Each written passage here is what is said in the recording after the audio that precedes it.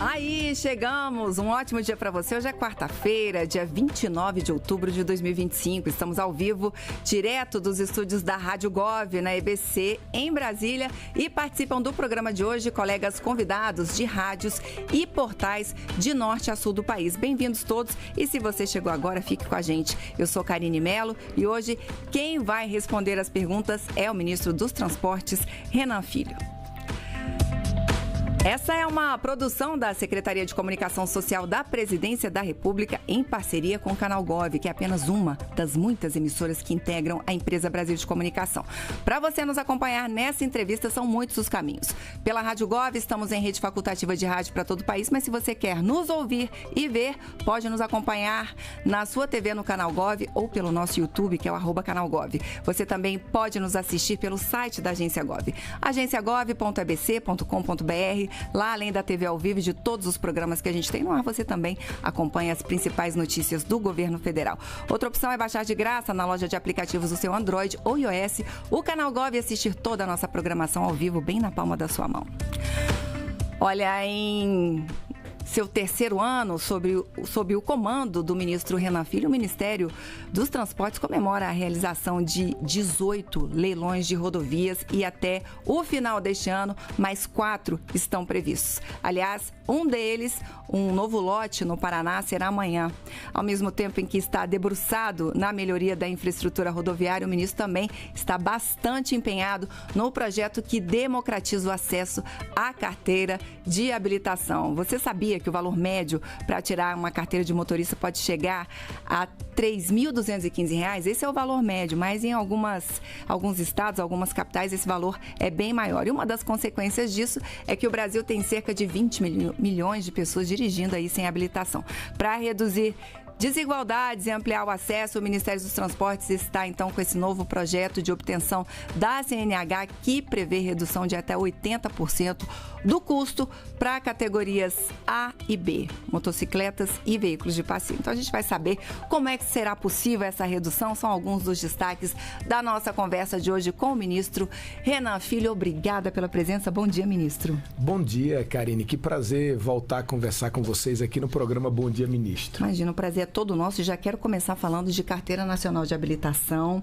No Rio Grande do Sul, ministro, eu vi que chega a quase R$5 mil o valor para cidadão tirar uma carteira de habilitação. O que está sendo feito para esse valor diminuir?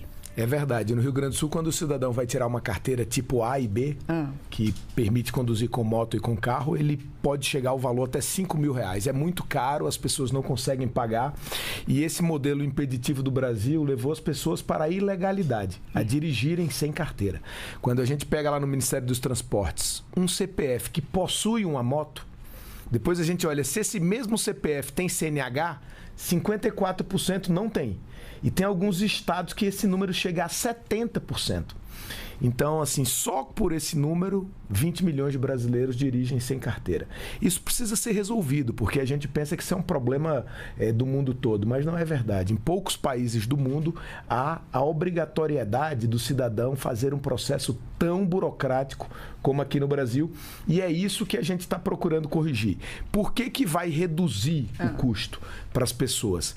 Porque nós vamos permitir que o cidadão estude onde ele quiser. Hoje o cidadão é obrigado a fazer 45 horas aula na autoescola. Numa autoescola. Isso, primeiro, as pessoas não têm tempo. Imagina o cidadão que é trabalhador rural e tem que cuidar da sua plantação. Ou imagina a mulher que é diarista e que tem que deixar uma semana de trabalho e o sustento da sua família para sentar numa banca escolar. No mundo moderno, as pessoas estudam indo ao trabalho, voltando à noite no ônibus, estuda pelo celular, tem acesso a múltiplos conteúdos. E a gente vai continuar exigindo a prova. A pessoa vai ter que passar na prova como é hoje, mas não vai precisar passar as 45 horas aula. Para quem conseguir passar na prova. E a autoescola também vai continuar, porque, obviamente, vai ter alguém que não conseguirá passar na prova e precisará de um apoio mais próximo. Aí faz a aula, se desejar. Então, a prova continua obrigatória. Nós vamos oferecer o curso às pessoas gratuitamente. As pessoas vão fazer o curso gratuitamente. Curso de legislação, aquela parte legislação, toda. Cidadania, direção defensiva, meio ambiente, as matérias para tirar uma carteira de habilitação na prova teórica. Estamos primeiro nesse ambiente da prova teórica. Agora imagine, Karine, hoje em dia as escolas, elas preparam o cidadão, por exemplo, para um vestibular. O vestibular tem prova de física, química, matemática, tem prova de português, de inglês. Obviamente esses conteúdos são muito mais complexos do que os conteúdos para tirar uma carteira de habilitação. A pergunta é, por que as escolas não preparam o cidadão para fazer a prova? Isso é uma pergunta que o povo brasileiro inteiro faz. Não prepara porque há a obrigatoriedade da autoescola. Você desvaloriza esse tipo de preparação, porque se a pessoa sair preparada da escola, de toda maneira, ela terá que pagar um dinheirão para seguir aquele outro rumo. Se a gente desburocratizar isso, tirar a obrigatoriedade, que é o termo técnico utilizado internacionalmente, quebrar a reserva de mercado, a própria sociedade se organiza para formar as pessoas, porque não haverá mais obrigatoriedade. Então, além de preparar o jovem para o vestibular, ela vai preparar também as escolas para tirar a CNH, porque é muito mais simples. Imagina. Mas isso já está conversado com o ministro Camilo? Não, com certeza a gente pode incluir isso na educação, mas o que acontece é que a sociedade se organiza.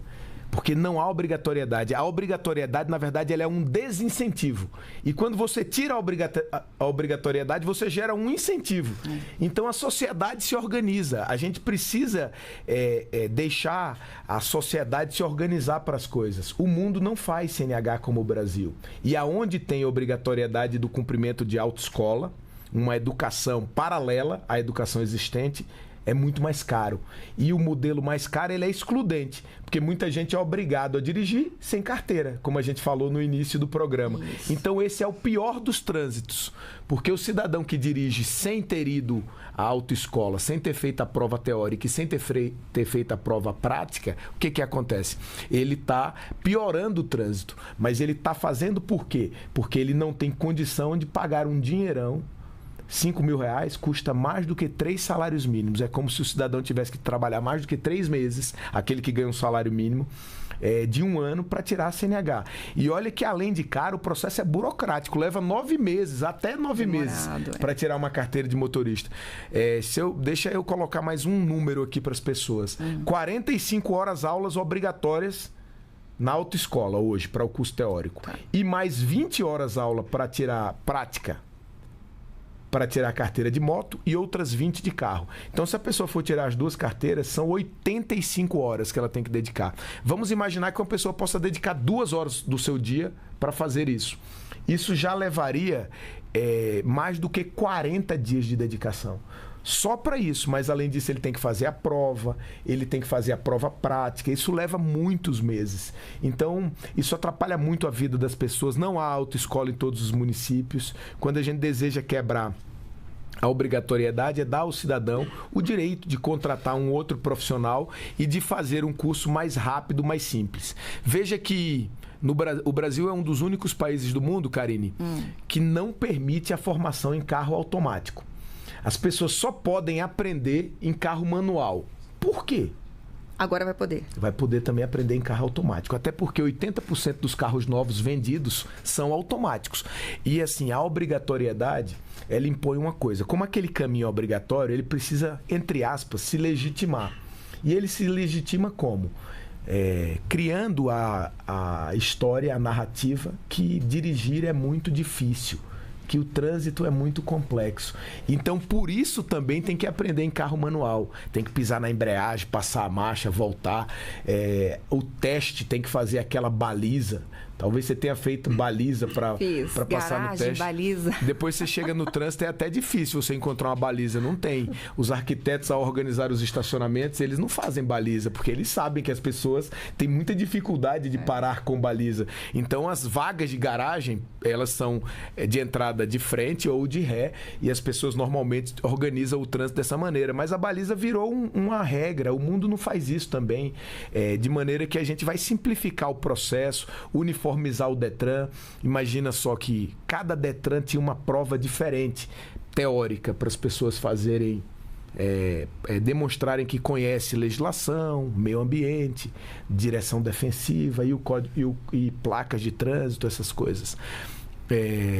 A gente vai uniformizar isso. Porque tinha prova que perguntava assim, se a gasolina é um hidrocarboneto, qual é a diferença da gasolina para o álcool? Ora, o cidadão não está se formando para ser químico.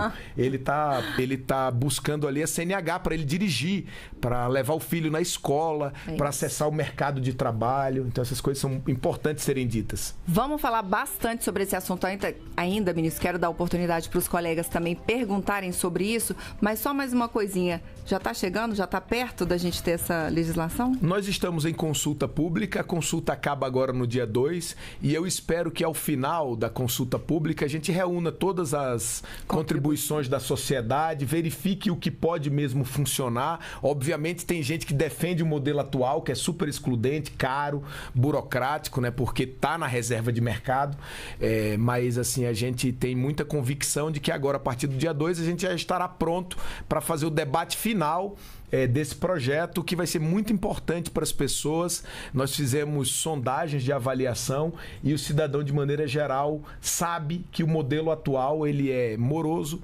ele é desgastante e ele é muito caro, o que torna um modelo excludente. Vamos começar a viajar o país, ministro? Bora, então, vamos lá. Vamos nessa. Vamos lá, já vou chamar lá a Rádio Nacional da Amazônia aí. A gente fala também com a Rádio Nacional de Brasília, Alto Solimões. Gabriel Brum tá com a gente. Oi, Gabriel, um ótimo dia para você.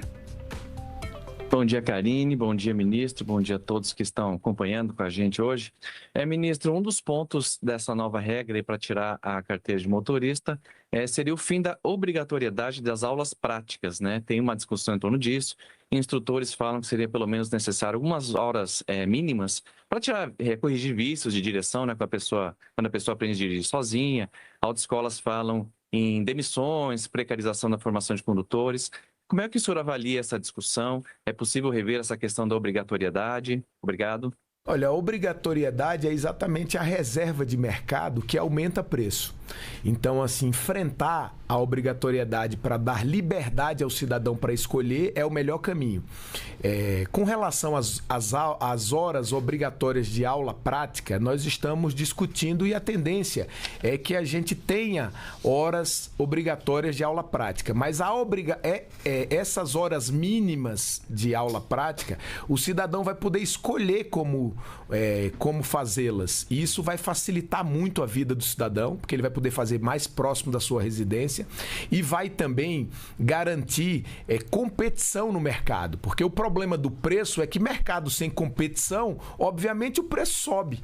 Então a gente vai garantir uma competição. O instrutor autônomo é uma profissão como qualquer outra. Ele já é instrutor na autoescola. Só que hoje no Brasil o que precisa ser dito é que ele, para ser contratado, ele só pode por meio de uma autoescola.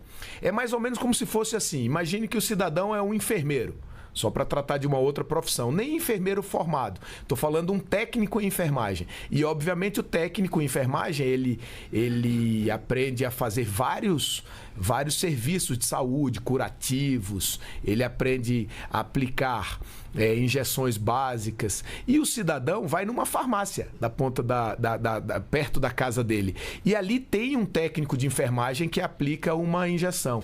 Mas se a gente tivesse a obrigatoriedade de só aplicar uma injeção ou fazer um curativo num hospital, o enfermeiro teria que ser contratado pelo hospital. O cidadão não poderia contratá-lo diretamente para ir na sua casa, fazer o curativo da sua mãe, da sua avó, do seu filho que terminou caindo de bicicleta. Então, esse tipo de coisa essa contratação direta do cidadão, ela permite a competição, a gente checar qual é o preço justo. E isso certamente vai ser um grande benefício para formalizar as pessoas no trânsito. Além disso, hoje são 20 horas mínimas de aula prática. 20 é muito. Só a discussão já derrubou essa quantidade de horas mínimas de aula prática, e isso vai ser um grande avanço para o cidadão também. Ministro, vamos seguir. Agora a gente vai lá para Luiz Eduardo Magalhães, na Bahia. Vamos falar com a Rádio Cidade. Oi, Fábio Souza. Oi, Karine, um grande abraço para você. Bom dia aos colegas aí, jornalistas em todo o Brasil. E um bom dia especial ao nosso ministro Renan Filho. Ministro, estamos falando aqui da Rádio FM de Luiz Eduardo Magalhães, que é no oeste da Bahia. A nossa região é um dos maiores polos do agronegócio do país e depende fortemente da mobilidade e da qualidade dos seus condutores. Ministro, eu gostaria de fazer uma pergunta em relação ao tema da nova proposta da CNH, mais democrática e também acessível. O senhor tem destacado que a nova proposta de CNH busca a gente vai tentar melhorar essa comunicação lá com o Luiz Eduardo Magalhães, Fábio, porque tá bem complicada a nossa conexão e a gente não está conseguindo entender a sua pergunta. Vamos ver se voltou, Fábio? Vamos tentar? Ainda não, né? Ministro, vamos seguir então com a próxima, é isso? Vamos lá, Simone Oliveira, Rádio Jornal Recife. Bem-vinda, Simone. Um ótimo dia para você. Olá, Karine. Bom dia para você. Bom dia, ministro Renan Filho. Bom dia também, colegas do Brasil, sintonizados agora aqui conosco no programa Bom Dia, Ministro. Ministro, na última quinta-feira, protesto realizado pelos centros de formações em todo o Brasil, aqui no Recife também, ocupou as principais vias do Recife, seguindo para a Assembleia Legislativa, que fica na área central da cidade. E um dos pontos reclamados pelos sindicatos que tratam com relação aos centros de formações de condutores é a falta de diálogo com o governo, principalmente o governo federal. E era isso que eu gostaria de saber do senhor. Como está essa tratativa com esses centros de formação? Não, na verdade, o problema não é falta de diálogo, o problema é a mudança que o governo está discutindo. E o centro, ele quer manter a reserva de mercado. A reserva de mercado é uma espécie de monopólio. O monopólio, ele aumenta preço. Ele lesa quem? Lesa o cidadão, que ao não ter a competição, a concorrência, ele compra um serviço pior e mais caro, burocrático, e que tem um sem número de problemas acessórios. O cidadão do Brasil sabe bem hoje o que significa tirar uma carteira, passar por uma autoescola, depois vai no Detran, encaminhado para outro local, não tem lógica, há uma venda casada de vários produtos, junta-se o preço da autoescola, do Detran, de exames, e o cidadão não sabe direito o que está pagando. Então os CFCs, eles estão supostamente reclamando da falta de diálogo, que não é verdade, porque nós estamos com consulta pública aberta. Isso é lei, é regra do processo administrativo a gente ouvir por meio de consulta pública. Agora, além da consulta pública, eles desejam vários outros tipos de encontros, porque, no fundo, eles são contra o fim da reserva de mercado, que não tem nenhum país da nossa região. O Brasil virou o país da carteira nacional de habilitação mais cara da América do Sul. Os nossos vizinhos são muito mais baratos. As pessoas acessam o documento com muito mais facilidade. E isso tira milhões de brasileiros do seu projeto de vida. Você imagina, Karine, que um brasileiro hoje, para tirar a primeira carteira, ele tira aos 25 anos de idade, quando é homem. Se for mulher, aos 27. Com isso, ele tem muita dificuldade de tirar carteiras profissionais. Sim. Por isso, o Brasil está perdendo caminhoneiros. Não tem formação de caminhoneiros hoje, porque ao acessar a primeira carteira tardiamente, as pessoas já não constroem um projeto de vida para ser condutor de veículos pesados, porque aquilo ali levaria, ele só conseguiria ter a carteira profissional aos 30, 35 anos de idade. Então, o caminhoneiro virou uma profissão de pessoas mais velhas no país, infelizmente. Isso é fruto de quê? Óbvio que a própria profissão tem desafios. A pessoa deixa a família, tem que viajar, percorrer o Brasil, que é um país grande. Mas, mesmo assim, a formação demorada demais afugenta o cidadão. Então, não há falta de diálogo. O que há é necessidade de mudança. E a mudança atende o interesse do cidadão. Além disso, nesse protesto que foi realizado, houve muitos indícios aí de que os próprios instrutores estavam sendo obrigados a ir.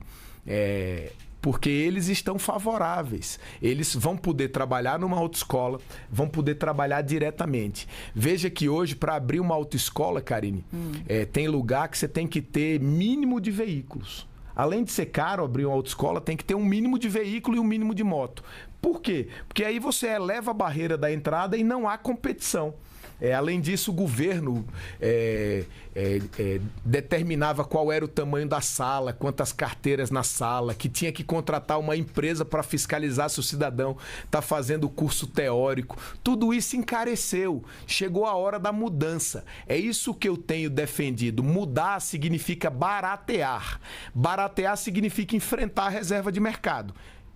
Enfrentar a obrigatoriedade para dar direito ao cidadão escolher. Então é isso que está acontecendo e, obviamente, toda mudança sempre tem alguém que não acha bom. E o dono da autoescola, que é aquele que protestou, ele está defendendo que a gente siga cobrando 20 horas mínimas, práticas, 45 horas mínimas também para a aula teórica. E isso o cidadão não consegue fazer, infelizmente. Ministro, vamos a Belo Horizonte, vamos lá para o portal Hoje em Dia. Bernardo Haddad está com a gente também. Oi, Bernardo, um ótimo dia para você. Bom dia, Karine, bom dia, ministro. Ministro, minha pergunta hoje é sobre as obras de duplicação da BR-381, aqui em Minas, no trecho entre BH e Caeté. Essas obras já estão paralisadas há muito tempo, mais de 10 anos, por conta de famílias que moram ao redor da rodovia e terão que ser desalojadas. Queria saber se o governo já tem um número exato de famílias que vão ter que ser desapropriadas para dar seguimento com essas obras e se há alguma previsão para iniciar e finalizar essas intervenções. Olha, nós estamos com 2 trechos de obras aí. Nós já iniciamos as obras na travessia de Belo Horizonte, na 381, você deve ter acompanhado, revitalizamos o pavimento, passamos esse trecho para a administração da prefeitura, que é o Anel Viário de Belo Horizonte, uma obra muito importante. Belo Horizonte é uma grande cidade brasileira, é uma cidade também muito acidentada do ponto de vista geográfico, e isso cria muita dificuldade para o cidadão. E esse trecho da remoção das famílias, nós já temos a quantidade de famílias. A remoção ela vai ser feita com o governo financiando a mudança de local. As pessoas não vão ser desalojadas. Esse não é o termo correto. A gente vai providenciar uma remoção do local e por isso essa obra é mais complexa. Mas a gente tem os recursos. Essa obra já foi licitada, está na fase final da execução do projeto executivo, para que a gente possa começar as obras pelos trechos que não tem que relocar as pessoas. E nós vamos evoluindo e aí relocando as pessoas. É assim que o Ministério dos Transportes vai fazer esse investimento, que é um dos mais importantes investimentos para o estado de Minas. Queria dizer que na mesma 381, de Caeté até Governador Valadares, um outro trecho, nós fizemos a concessão. Esses dias mesmo, com as chuvas, caíram barreiras na região e a estrada foi restabelecida rapidamente, diferente do que acontecia no passado, que passava muito tempo para restabelecer o fluxo. Hoje pela manhã mesmo eu recebi um vídeo já com fluxo restabelecido. Essa rodovia, Karine, foi conhecida durante muito tempo como a rodovia da morte. O governo anterior tentou conceder iniciativa privada e a iniciativa privada nem quis assumir em virtude do projeto. Nós fizemos um projeto melhor, concedemos, e esse trecho de Caeté até Governador Valadares vai receber 10 bilhões de reais de investimento. E esse trecho de Caeté até Belo Horizonte, que é o que ele perguntou, é uma obra do PAC, que a gente teve que retirar da concessão porque tem esses problemas de relocação de famílias e o privado não sabe fazer bem esse tipo de coisa, e nós vamos executar essas obras. Então a nossa expectativa é que no primeiro semestre agora de 26, a gente já tenha a obra forte aí na BR-381, no trecho Belo Horizonte a Caeté. Ministro, hora da gente ir para São Paulo. A Transamérica agora é Rádio TMC. Rafael Tebas é nosso velho conhecido aqui do Bom Dia Ministro, mas está estreando hoje pela TMC. Bem-vindo, Tebas. Tudo bem, Karine? Muito bom dia para você, bom dia, ministro, bom dia a todos que estão nos acompanhando. Ministro, eu quero voltar à questão da CNH. Essa semana eu cheguei a conversar com alguns instrutores, também com alguns donos de autoescola aqui em São Paulo.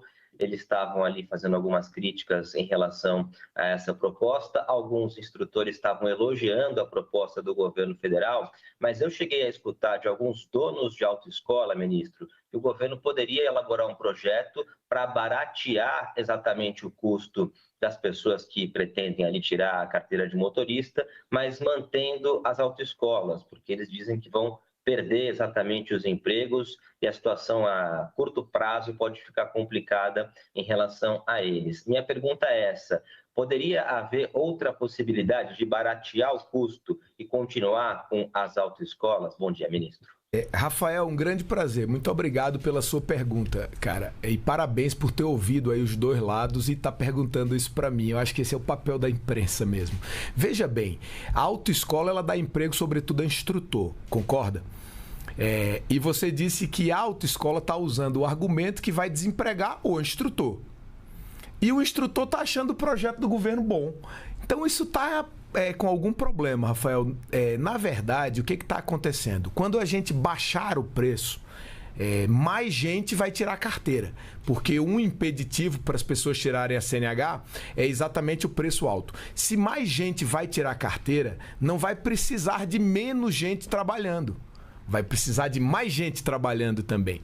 Mas qual é a mudança para a autoescola? É que o fim da obrigatoriedade, a pessoa vai poder contratar um instrutor vinculado à autoescola ou contratar um instrutor diretamente. Isso vai obrigar o dono da autoescola a sentar com ele e fazer um entendimento. Dizer, olha, você é instrutor, mas você só tem um carro. Eu tenho mais alguns carros aqui na autoescola. Que tal você trabalhar no seu e no horário em que você tiver outros alunos, você traz para cá e a gente faz um entendimento conjunto.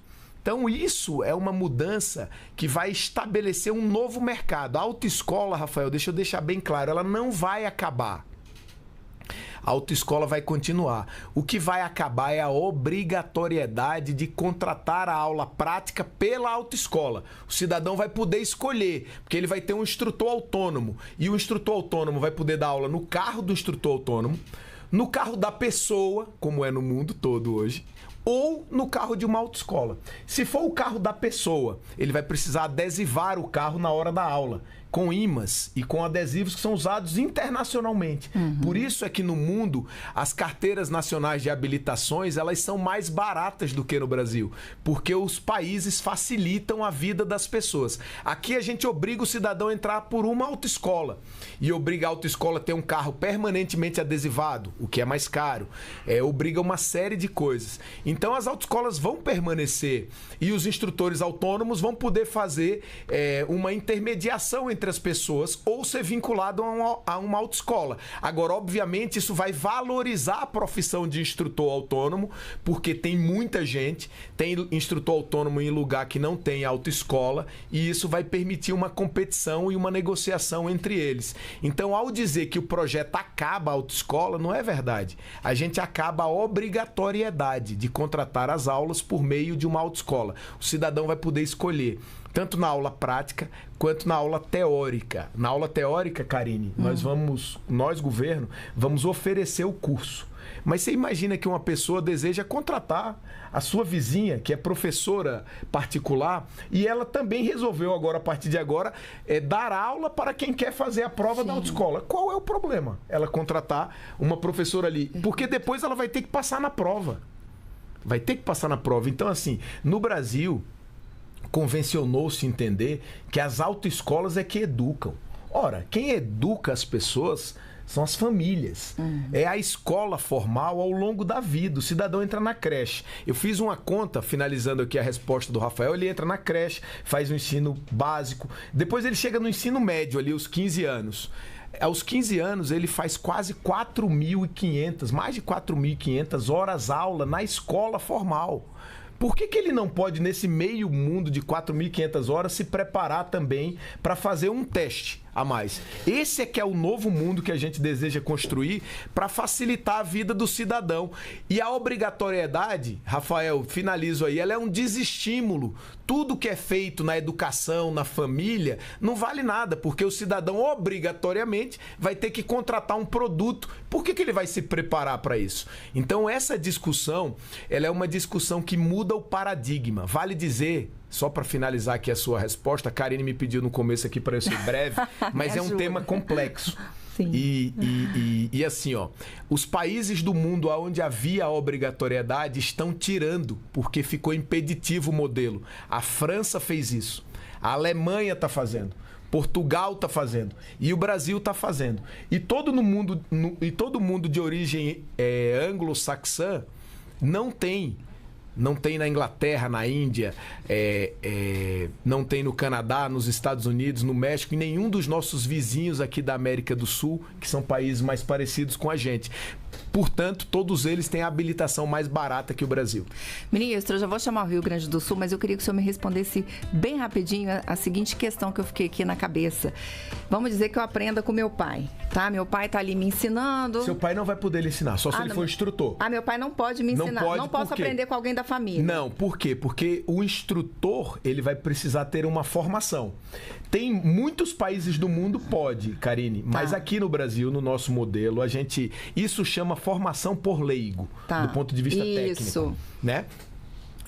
Então, assim, se um pai de família desejar ser instrutor, ele pode. Ele vai fazer o curso de instrução, que será disponibilizado também pelo Ministério dos Transportes. Ele se habilita para ser instrutor e aí ele passa a orientar a sua filha. Mas se ele não for instrutor, ele não pode. Agora, o que a gente tem? A gente já tem 200 mil, 190 mil instrutores no Brasil hoje.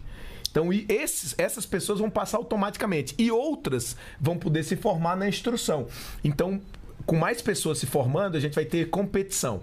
E a competição, obviamente, ela baixa preço e melhora a qualidade do serviço. Esse é que é o grande, a grande fundamentação do projeto. Então, eu busco um instrutor credenciado, digamos credenciado, tanto no Ministério dos Transportes quanto no Detran do Estado. Perfeito. E aquele instrutor, ele vai poder dar aula em qualquer região daquele estado. Se ele for para outro estado, ele vai ter que se credenciar no outro Detran. E se eu já souber, aprendi lá na fazenda, ficava lá e aprendi lá, que é o que acontece na chácara, na fazenda, no sítio, na área rural, aprendi, já sei. Vou direto fazer prova? Não, porque hoje a gente está discutindo se a gente vai ter aulas mínimas práticas, 0 ou não. Perfeito. A ideia é que a gente deixe um mínimo de aulas práticas para que mesmo as pessoas que já sabem, elas não tenham que passar por 20 horas práticas, que é muito tempo, ninguém passa, e elas façam aulas práticas mínimas a fim de se preparar para o teste. Então, vai ser dessa maneira. E o instrutor, ele precisará ter o curso de formação para poder dar as aulas práticas. Perfeito. Agora sim, ministro, vamos ao Rio Grande do Sul, vamos lá para a Rádio Acústica FM. Oi, Gil Martins, bem-vindo, um ótimo dia para você. Bom dia, ministro. Bom dia, Karine. Bom dia aos colegas de imprensa. Há 3 anos atrás, ministro, eu tive a oportunidade de conversar com o senhor aqui na cidade de Camaquã, quando você esteve fazendo uma vistoria nas obras de duplicação da BR-116. Muita coisa mudou de lá para cá, mas a obra ela ainda não foi concluída. Naquela ocasião, você falou que não haveria falta de recursos do governo federal para a execução dessas obras. A gente entende perfeitamente que houve uma série de transtornos ocasionados por questões relacionadas a licitações e tudo mais. Queria saber qual é o seu cronograma para essa obra de conclusão da duplicação entre Guaíba e Pelotas da BR-116, uma vez que os motoristas acabam enfrentando alguns transtornos diários devido a essa obra. Como é que está esse cronograma, como é que está a expectativa do governo federal na conclusão dessa obra de duplicação da BR-116, ministro? Olha, as obras estão andando. A gente tem um trecho aí com o Exército que, infelizmente, a gente não anda na velocidade que a gente gostaria da conclusão das obras.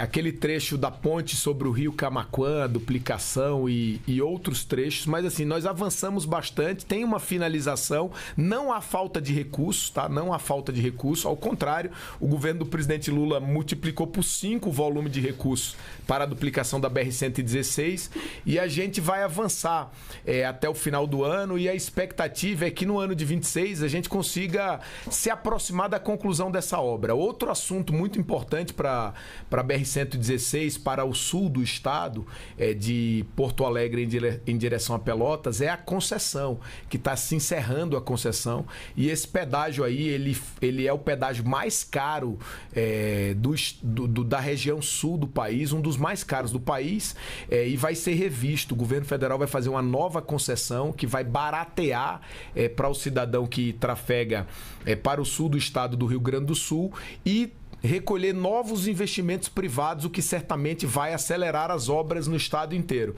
Então eu sugiro acompanhar, além da obra, acompanhar a nova concessão que vai se dar até o início do ano que vem. Ministro, falou de pedágio caro, só para a gente situar quem nos acompanha aí pelo país, quanto?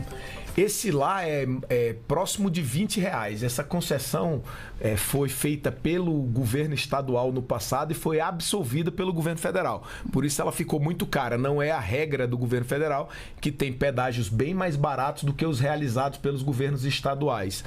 Agora, nesse trecho aí, a população reclama bastante e por isso nós não topamos do governo do presidente Lula prorrogar o contrato com a empresa. Porque o contrato é caro, foi feito pelo estado do Rio Grande do Sul lá atrás, assumido pelo governo federal e encerra no ano que vem. Vai encerrar e nós vamos fazer um novo mais barato para as pessoas. Já vou aproveitar que a gente está no Rio Grande do Sul para continuar na região sul e lhe perguntar sobre o leilão de amanhã na B3, mais um trecho de rodovias no Paraná. Queria que o senhor nos dissesse o que vai ser leiloado aí. Olha, agora. Karine, semana passada a gente fez um leilão lindo lá para o Paraná. 4 empresas concorreram. A primeira empresa ganhou com desconto de 20%. Sob a tarifa oferecida. Esse desconto de 20% representou um desconto de 52% com relação à tarifa que era praticada anteriormente no Paraná. Ou seja, a gente vai entregar mais obra com uma tarifa 52% menor do que a anterior. Foi um grande sucesso, tá? E amanhã nós vamos fazer o 6º leilão do Paraná. Com esses 6 leilões que nós fizemos no Paraná, o Estado vai receber 96 bilhões de reais de investimento. A infraestrutura do Paraná vai se aproximar da infraestrutura de São Paulo e o Estado vai consolidar o seu crescimento industrial, econômico, no agronegócio, garantir mais segurança para as pessoas. Então nós estamos muito felizes assim, foi uma parceria do governo federal com o governo do estado. O presidente Lula tem dito sempre isso pra gente, olha, vamos trabalhar juntos, isso aqui é uma federação, independente das condições políticas, vamos trabalhar juntos. Então isso foi muito importante para o Paraná, 6 leilões realizados só no estado. Para fazer uma comparação, Karine, com o governo anterior, eles fizeram 6 leilões no Brasil todo em 4 anos. Nós fizemos em 2 anos e 10 meses. Amanhã completaremos 19 leilões. Mas nós chegaremos até o final do ano com 22 concessões realizadas. Essas 22 concessões vão contratar 250 bilhões de reais de investimento no Brasil todo. E no ano que vem nós esperamos fazer mais 14. Para finalizar o governo do presidente Lula com 36 concessões contra 6 que fez o governo anterior. É uma diferença muito grande. Então, além de investir mais recurso público, o governo do presidente Lula atraiu mais investimento privado e, por isso, a infraestrutura está em máxima histórica de investimento, ajudando na geração de emprego e ajudando a economia a avançar.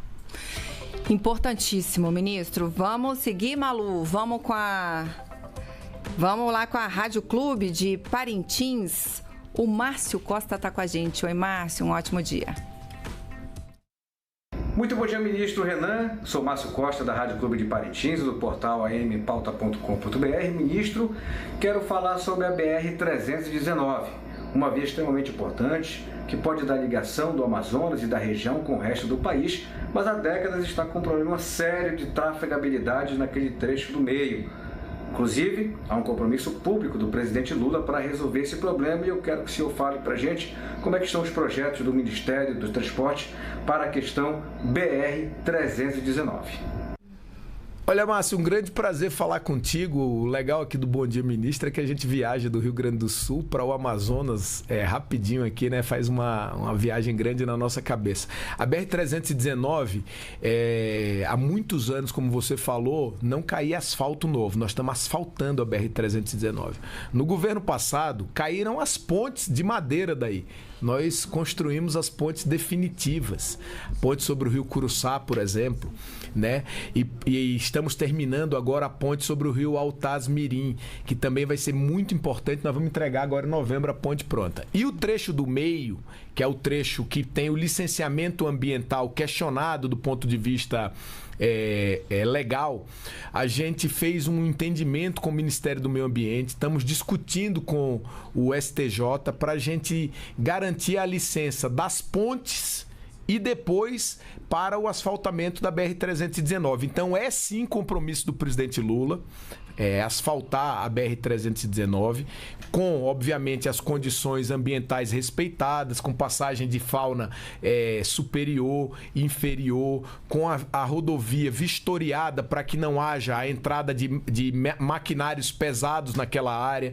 Também vai ser feita uma regularização fundiária de todo o trecho. E eu queria te tranquilizar, viu, Márcio, que hoje à tarde nós vamos ter uma reunião na Casa Civil, tratando da BR-319, uma reunião semanal, porque a ideia é a gente avançar com as obras que estão sendo feitas no Bloco C, que são 52 quilômetros de pavimentação, 25 já em obra, os outros 25 vão entrar em obra daqui a pouco, para a gente emendar as obras do bloco C com o trecho do meio, que são 400 quilômetros, para a gente finalmente botar a BR-319 toda em obra. A BR-319, Karine, ela liga Porto Velho, que é a capital de Rondônia, a Manaus. Manaus é a única capital do mundo com mais de 2 milhões de habitantes que não tem acesso por asfalto. É mesmo? Por que ela não tem? Porque a BR-319 acabou, não teve nem licença para fazer manutenção em outros governos e nunca mais se conseguiu asfaltar. Ela já foi asfaltada no passado mais remoto. Então, com isso, as pessoas ou chegam por estrada de barro, que o Márcio falou que é difícil, a despeito da gente estar dando uma manutenção muito profunda agora e que não interrompeu a BR-319 em nenhum momento, mas, obviamente, uma estrada de barro é muito ruim. Ou chegam por avião ou por via fluvial, por rio.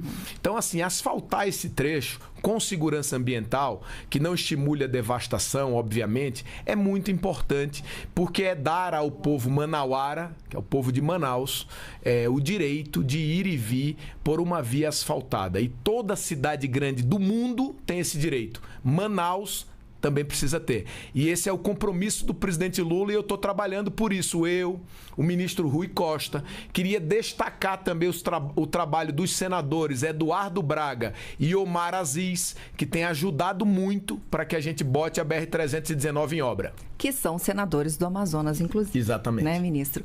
Ministro, agora chegou aquela hora que a gente já está indo para a reta final do programa. A gente quer fazer outra rodada de pergunta para aproveitar bem a sua presença aqui hoje. Então vamos direto para a Rádio Nacional de Brasília, Gabriel Brum.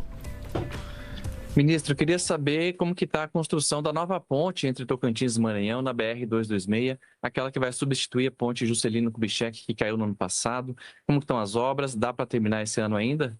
Para terminar esse ano, cara, eu vim aqui no final do ano passado, ou no começo desse ano, falei sobre a ponte do Estreito, de Estreito a Guiarnópolis, a antiga ponte JK, que caiu no final do ano passado, e nós vamos entregar essa ponte em menos de um ano. Vai ser um marco histórico para o Brasil, né? E eu espero agora nesse final de ano estar lá.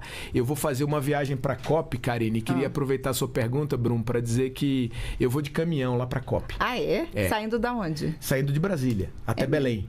Eu vou pegar aqui a Belém-Brasília, né, a 153 e a 010, e vou passar tanto na ponte de Xambioá, que nós estamos terminando, que é uma ligação do Tocantins com o Pará, vai integrar o agro dos dois, uma obra que começou no Temer, o Bolsonaro andou se arrastando e não entregou, e agora nós vamos entregar no governo do presidente Lula, uma obra muito importante para o desenvolvimento do Tocantins e do Pará, e também vou lá na ponte de Estreito, fazer uma vistoria final antes da entrega. Mas eu posso te dizer que as aduelas, que são aqueles módulos construtivos que vão juntando a ponte. Nós já estamos no final das aduelas, ela já vai integrar a ponte.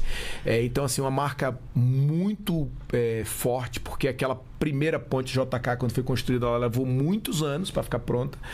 Apesar de ter sido feita uma obra de engenharia, era considerada muito sofisticada para a época, mas agora nós estamos fazendo uma grande obra em menos de um ano de obra. Tinha gente que dizia, não vai fazer, o ministro falou que vai entregar e não vai entregar, tanto que a sua pergunta é essa, mas nós vamos entregar esse ano, e antes do dia 22 de dezembro, que foi o dia do colapso, nós vamos entregar com menos de um ano da ponte colapsada, e assim, simplesmente o cumprimento da nossa obrigação, mas nós estamos felizes em conseguir entregar isso para as pessoas. Ministro, quanto tempo essa viagem aí de caminhão? Vai ser uns 6 dias. Eu vou sair daqui, né, vou passar aqui por Gurupi, que é sair de Brasília, né, cortar Goiás, passar em Gurupi, que é uma das primeiras cidades aqui do Tocantins, subir o Tocantins, vou até a ponte de Xambioá, na divisa com o Pará, depois eu volto, vou ao Estreito, aí entra um pouco no Maranhão, porque corta também o Maranhão, e depois entra no estado do Pará para chegar em Belém. Serão 6 dias de viagem, e eu vou falar com vocês um dia na viagem aí no Bom Dia Ministro, quem sabe a gente conversa um dia. Vai ser uma viagem histórica, marcante, né? Nós vamos compensar toda a emissão de carbono, vamos visitar as obras da região e vamos para COP de caminhão, até porque lá estava com dificuldade de hospedagem e eu vou ficar a COP no caminhão, eu me planejei para isso, até recebi agora um convite do presidente, que o presidente vai ficar num navio da Marinha, e eu tava com meu caminhãozinho, e tô até triste porque eu já tava bem preparado para ficar nele, e vou ver se eu vou pelo menos ficar um dia lá com o presidente, mas eu vou ficar na COP no caminhãozinho da nossa viagem, vou levar uma equipe. Eu acho que isso é um estímulo. Quem é ministro dos transportes também tem que liderar simbolicamente os propósitos do ministério e percorrer o Brasil, que é o que as pessoas fazem nos seus caminhões, trabalhando. Eu acho que é também marcante para quem é ministro dos transportes. Sem dúvida. E vamos continuar percorrendo o Brasil aqui bem rapidinho, ministro. Agora sim, a gente vai conversar com o Luiz Eduardo Magalhães, que aquela hora a gente teve um probleminha técnico. Vamos para a Rádio Cidade. Fábio Souza mandou a pergunta para a gente. Vamos ver. Oi, Karine, um grande abraço para você, bom dia, um abraço aos amigos jornalistas em todo o Brasil e um abraço especial ao ministro Renan Filho. Fábio Souza falando aqui da Rádio Cidade FM 95,9 na cidade de Luiz Eduardo Magalhães. Ministro, o senhor tem destacado que a nova proposta de CNH busca democratizar o acesso à habilitação, reduzindo custos e ampliando a inclusão social. No entanto, em regiões aqui como o oeste da Bahia, onde as distâncias são grandes e o transporte essencial para o trabalho no campo e na cidade, muitos cidadãos enfrentam dificuldade até para acessar os serviços de trânsito. Como o Ministério pretende garantir que essa proposta chegue, de fato, a regiões mais distantes, como aqui Luiz Eduardo Magalhães e o interior baiano, sem que a população continue refém da burocracia e da falta da estrutura? Grande abraço a todos. Fábio Souza, da Rádio Cidade FM, de Luiz Eduardo Magalhães, no oeste da Bahia. Fábio, muito obrigado pela oportunidade. Um abraço aí a todo mundo de Luiz Eduardo, às margens da BR-242, né? Eu queria te dizer que esse é o propósito do governo federal. A gente quer simplificar e baratear para as pessoas terem o direito de tirar a CNH na sua própria cidade, ao invés de ter que se deslocar a outras cidades, porque já é caro para pagar os custos de autoescola, taxas e outras coisas, exames, por exemplo. Mas o cidadão ainda ser obrigado a sair da sua própria cidade para ir a outra cidade para fazer esses compromissos, isso encarece ainda mais, faz com que o cidadão perca mais tempo, afaste ele da vida no campo, as longas distâncias, como você falou. Então é exatamente para isso que nós estamos trabalhando, para desburocratizar, para dar o direito ao cidadão de estudar como ele puder, para se preparar para a prova teórica, reduzir as aulas práticas para que ele possa fazer as aulas práticas necessárias, porque vamos imaginar, hoje são 20 horas mínimas, mas tem gente que já sabe dirigir, que aprendeu de alguma maneira, até Karine falou aqui. Imagina esse cidadão ser obrigado a fazer 20 horas numa moto. Ora, ele pode contratar as horas que ele precisa, contrata 2, precisou de mais 2, contrata mais 2. E aí é a negociação do cidadão. Você vai no supermercado fazer as compras da sua casa, você compra o arroz para a semana. Na outra semana você vai de novo. Porque se o arroz baixar, você compra mais arroz. Se o arroz aumentar, por exemplo, você diz, caramba, vou comprar macarrão essa semana. Então o cidadão escolhe. Agora imagina se o governo decidisse como é que vai ser a sua feira. Quantos quilos de cada coisa. É isso que acontece na CNH, ao obrigar a contratar um tipo de serviço. E ao democratizar, vai ter o instrutor autônomo na pequena cidade, que vai poder colaborar com a formação do cidadão. Isso tudo sem emissão de papel. Ele vai fazer subir que ele deu aquelas aulas àquela pessoa direto pela internet. E isso vai facilitar muito. E aí o cidadão vai marcar com o Detran a prova prática, depois dele ter sido, obviamente, aprovado antes na prova teórica. Então é um modelo de desburocratização. E mais, a gente está fazendo aqui o que o mundo já fez. Ninguém está inventando roda. A gente está fazendo o que o mundo já fez. E o Brasil, por ter criado esse modelo próprio aí, muito particular, que de vez em quando a gente gosta de fazer isso, terminou virando um dos países mais burocráticos do mundo.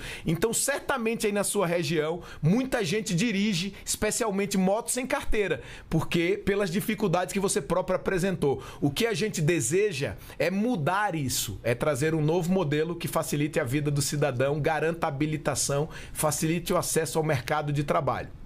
Ministro, estamos chegando bem no finalzinho, mas temos 4 rádios ainda aí pela frente, então vamos direto lá para o Recife, Rádio Jornal, Simone Oliveira. Olá, Karina, ministro, estou de volta agora para falar sobre a Transnordestina, importante malha ferroviária que vai integrar Pernambuco, Piauí e Ceará. Eu gostaria de saber do senhor, ministro, as últimas atualizações para dar a continuidade para a construção dessa ferrovia. Simone, que prazer falar com você. Muito obrigado por perguntar sobre a Transnordestina, porque ela está voando no Ceará e no Piauí. Todos os pernambucanos sabem disso, né? E os pernambucanos, eles ficam com o olhinho assim, caramba, eu quero que voe aqui também em Pernambuco as obras. Tem 5.000 pessoas, Karine, trabalhando na Transnordestina, no Piauí e no Ceará. E qual é a boa nova para Pernambuco? Primeiro, dizer que o presidente Lula tomou a decisão de não retirar Pernambuco da estratégia do desenvolvimento do Nordeste ferroviário. E ferrovia é importante. Ele reincluiu o braço de Pernambuco, de Salgueiro a Suape, que tinha sido tirado pelo governo passado. E qual é a boa nova? Eu tive aí em Pernambuco e disse que ia publicar o edital em outubro desse ano.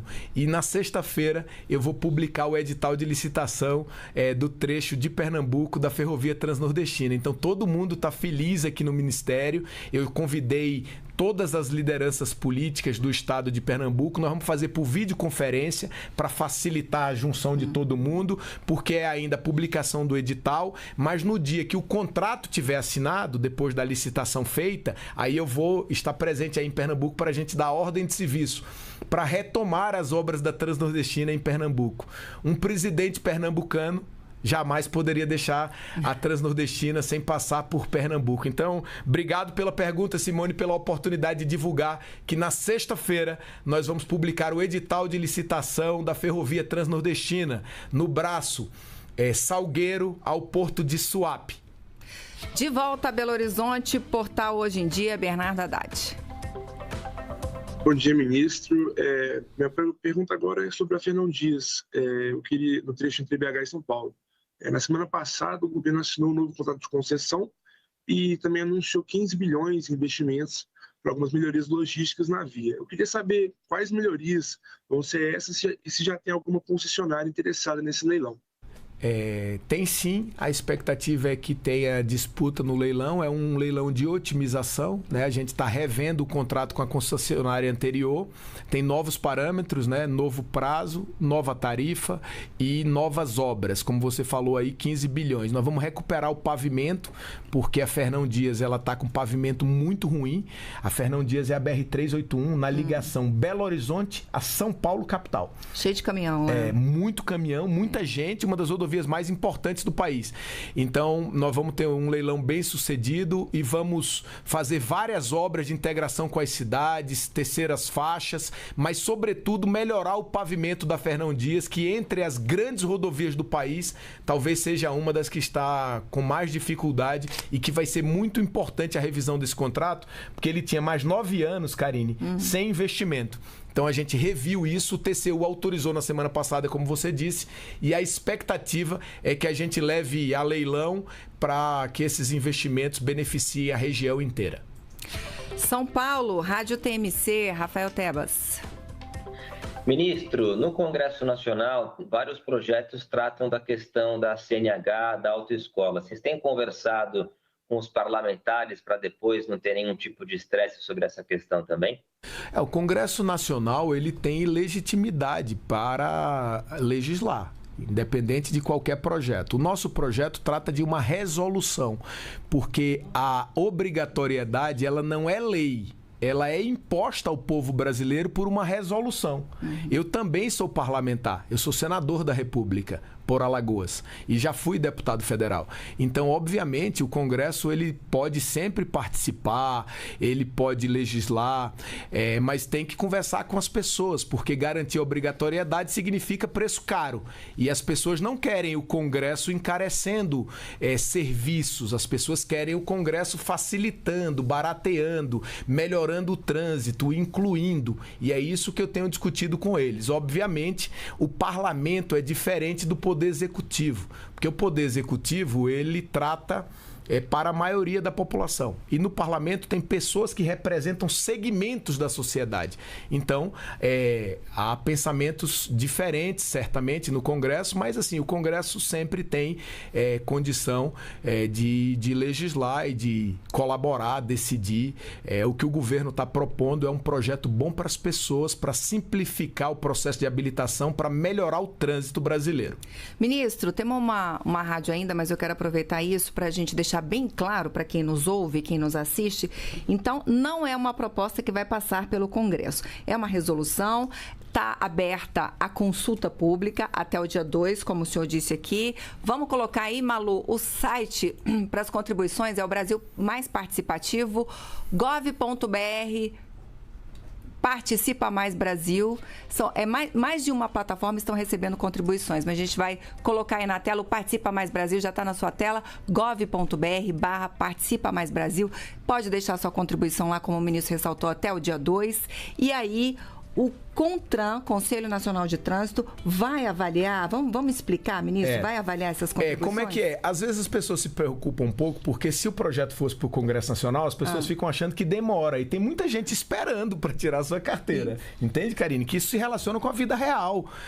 Enquanto a gente está aqui na entrevista, o cidadão está pensando em ter carteira para ir trabalhar, o outro gostaria de buscar a namorada para passear numa motocicleta ou para facilitar a sua própria vida, de ir até a casa da namorada, ou quer fazer uma entrega, quer fazer uma entrega no aplicativo, alguém está entregando de bicicleta. Isso. E está juntando um dinheirinho ali para tirar a primeira carteira. Então você imagina, as pessoas estão vivendo enquanto a gente está aqui. Então, se demorar muito, as pessoas perdem a confiança no processo. Mas esse caso é uma resolução.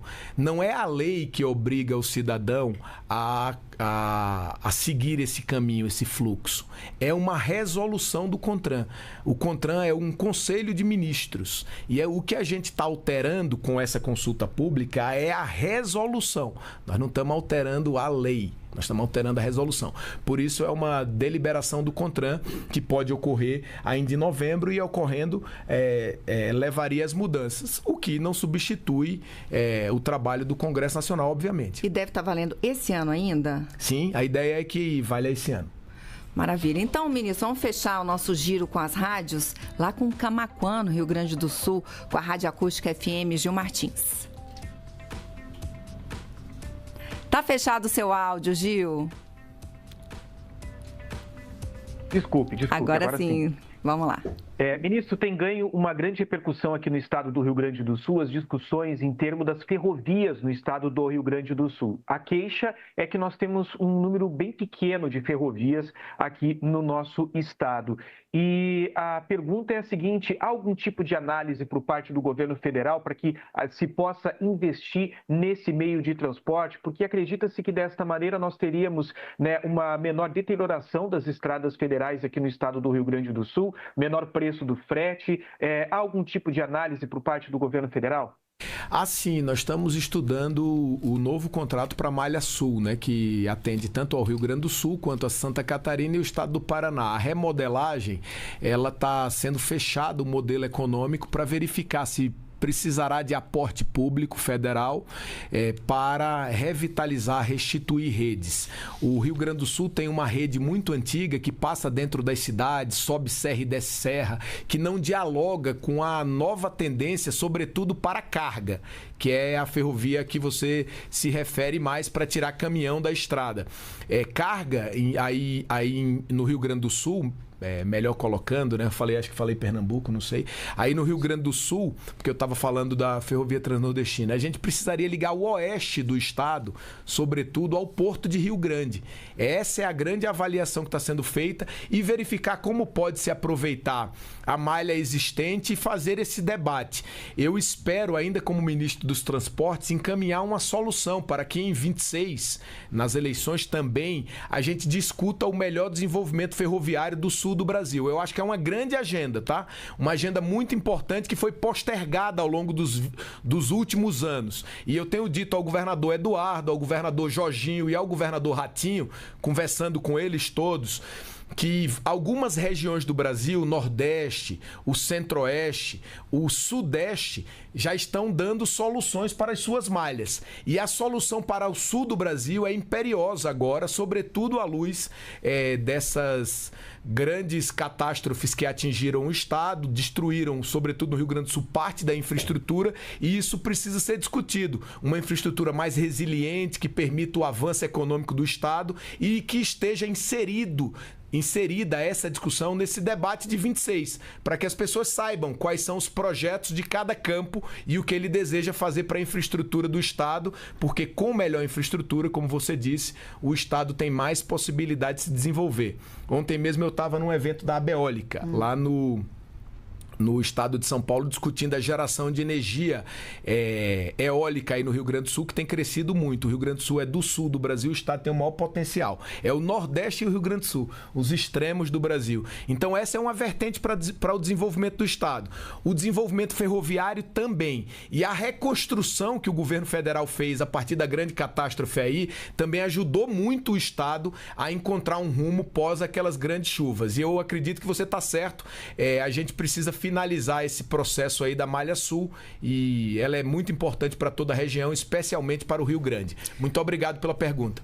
Ministro, rapidamente, já que a gente falou tanto em estradas e a gente tem várias rádios que nos retransmitem aí pelo interior do país, aumentou o número também de pontos de descanso e parada para os caminhoneiros, não é isso, ministro? Poxa, esse é um tema muito legal, né? O Brasil não tinha ponto de parada de descanso para caminhoneiro, nós já entregamos 8 e esperamos chegar a 50 pontos de parada e de descanso para caminhoneiros até o final do governo do presidente Lula. Essa é a meta, uma meta ousada, né? Porque garante um ponto de parada, um local para se alimentar. Seguro, né? Seguro, onde o caminhoneiro pode tomar um banho, pode descansar um pouco, pode parar seu caminhão e de graça. Então isso é uma agenda muito importante, porque quem conhece o transporte de carga no Brasil e a vida do caminhoneiro sabe que historicamente ele tinha que parar em posto de gasolina, pagando caro. E na saída, às vezes, ainda tinha que encher o tanque, Porque senão não podia dormir ali com aquela segurança do posto. Então isso é uma espécie de venda casada, mais ou menos como aquilo que a gente estava falando aqui antes sobre outros assuntos. Então agora, com os pontos de parada e de descanso, garante mais segurança para o caminhoneiro, mais dignidade para a profissão, e é uma marca do governo do presidente Lula. Ele tem, Karine, até falado pessoalmente para mim, quando eu mostrei para ele que me pediu que fizesse esse programa. Nós já entregamos 8 e vamos chegar a 50. Ele está querendo ir na próxima entrega porque ele tem uma identidade muito grande com essa profissão, com o trabalhador, e quer criar melhores condições para o trabalho. Ministro Renan, mais um, hein? Mais uma, foi mais muito bom. Que giro. Quero agradecer a presença do senhor hoje aqui com a gente para nos esclarecer todos esses temas e quero deixá-lo à vontade para se despedir da gente aí. Eu queria mandar um grande abraço, dizer que é um prazer conversar com rádios do Brasil inteiro sobre temas da infraestrutura local e sobre também agora o novo projeto da CNH mais democrática no Brasil. Queria dizer a quem nos acompanhou especificamente sobre esse tema da CNH que esse projeto é um projeto que visa atender o cidadão, baratear para o cidadão. Quem está no processo tem algumas preferências por um caminho ou por outro, isso é normal. Mas o que não dá mais é para a gente ter 20 milhões de brasileiros dirigindo sem carteira, porque isso significa a falência do modelo atual. Então, acho que foi o Rafael que me perguntou, será que tem um caminho para a gente fazer um entendimento com todo mundo? Pode até haver, só que o fato é que nesse modelo que a gente vem, ele excluiu muita gente do processo de habilitação. E o que a gente tem dificuldade de manter é a reserva de mercado. É porque a obrigatoriedade, ela desregula o mercado. Ela não equilibra oferta e demanda. Isso tende a aumentar o preço. E para baixar preço, a competição é importante. Mais ou menos aqui como a rádio. A gente está competindo com rádio de música, rádio de notícia, rádio de fofoca, e a gente está competindo aqui com uma entrevista, né, sobre temas do Brasil inteiro. E está competindo com rádio de fofoca local. Que o cara tá contando a fofoca que aconteceu na praça ontem, vê que coisa. Então é uma competição gigante. Mas nem por isso a gente está dizendo ao cidadão que o rádio dele tem que tocar só a rádio do governo. Você sabia, Karine, tem país no mundo que faz isso. Muitos. Tem muitos países no mundo que faz isso. O cidadão é obrigado a ouvir só a rádio do governo. Então isso é correto? Não. O correto é deixar o cidadão ouvir o que ele quiser e nós vamos enfrentar o desafio de fazer um produto bom, entregar qualidade, dialogar com as pessoas. Por isso que a Karine trabalha aqui. É isso. Ministro, mais uma vez, obrigada pela gentileza da entrevista. Espero revê-lo aqui em outras oportunidades, como sempre, né? O senhor é um parceiro que a gente tem aqui no Bom Dia Ministro. Sucesso na COP e na viagem de caminhão. Tá bom, muito obrigado. Eu queria entrar na COP e queria vir depois. Eu acho que agora até o final do ano, Karine, era bom a gente vir aqui pelo menos a cada 15 dias pra gente aí falar sobre obra, fazer um girão no Brasil inteiro, obra, que a turma quer ouvir, e o Brasil tá bombando, tem muita obra em todo canto, isso é muito legal. Vamos nessa, só falar bora que a gente bora aqui. Gente, eu quero agradecer também a todos os colegas que mais uma vez me ajudaram a fazer o Bom Dia Ministro de hoje. Espero sempre, assim como o ministro Renan, revê-los aqui em próximas oportunidades. E é isso, quem assina os trabalhos pela Rádio Gov é ele, Reinaldo dos Santos, e a gente se vê. Obrigada pela companhia. Tchau.